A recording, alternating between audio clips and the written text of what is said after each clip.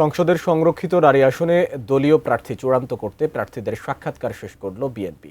আন্দোলন সংগ্রামের ভূমিকাকে প্রাধান্য দিয়ে মূল্যায়ন করার আশা প্রার্থীদের।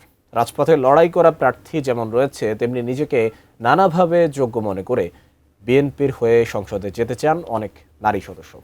আমিনুল ইসলামের রিপোর্ট।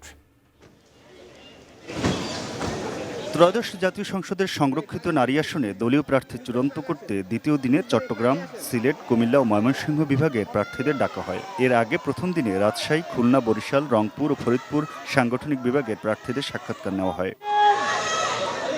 শনিবার বিকেল 4:45টার দিকে রাজধানীর গুলশানে দলটির চেয়ারম্যানের কার্যালয়ে এই সাক্ষাৎকার নেওয়া শুরু হয়। দলের মনোনয়ন বোর্ডের সভাপতি, দলীয় চেয়ারম্যান তারেক রহমান, মহাসচিব মির্জা ফখরুল ইসলাম আলমগীর সহ স্থায়ী কমিটির সদস্যরা সাক্ষাৎকার নেন। একটি জেলার প্রার্থীদের একসঙ্গে ডেকে সংক্ষিপ্ত সময়ের জন্য বক্তব্য দেওয়ার সুযোগ রাখা হয়।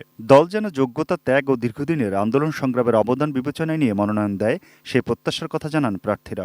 আমরা সবাই একে একে নিজেদের পরিচয় দিয়েছি এবং যাদের রাজনৈতিক ব্যাকগ্রাউন্ড তুলে ধরা হয়েছে এবং বিভিন্ন সামাজিক কর্মকাণ্ডের সাথে যারা আমরা জড়িত আছি, যার যার মতো করে আর কি বলা হয়েছে আর কি, যে যার যতটুকু বলার আছে এইভাবেই, মানে 2-3 মিনিট করে সময় দেওয়া হয়েছে। আমরা বললাম যে আমাদের যারা রাজপথে যারা ছিল, রাজপথে যারা পরিশ্রম করেছে, অবশ্যই তাদেরকে আপনারা আমাদের মূল্যায়ন করবেন। প্রেসিডেন্ট জিয়াউর রহমানের হাতে আমি সদস্য হয়েছি, এ পর্যন্ত আসি, থাকবো চিরদিন। যদি আমাকে নিয়োগ দেয় হবে, আর না হলে আমি তো থেকেই যাব। পার্লামেন্টে যে যদি একটু না বসতে পারলাম, তাহলে আমার অনেক যেগুলো আমার করার ভাবনা ছিল যে আমি অনেক কিছু করব, একটা পদ লাগে, একটা কাজ করতে গেলে একটা পদ লাগে। সবাই যদি চায় তাহলে আমি ইনশাল্লাহ কাজ করতে পারবো, এটুকু আমার মনের বল।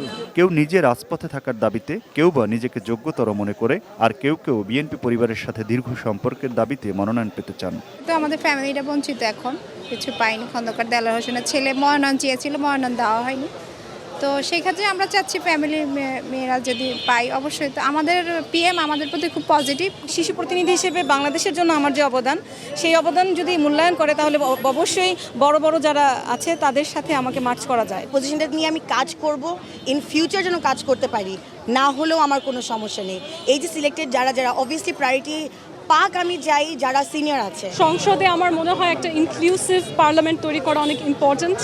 ইনক্লুসিভ বলতে কিন্তু শুধুমাত্র দলীয় রিপ্রেজেন্টেটিভ না।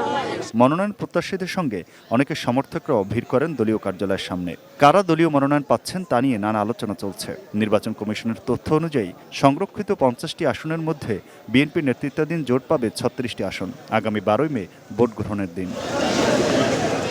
Aminul Islam, ATN news, Dhaka.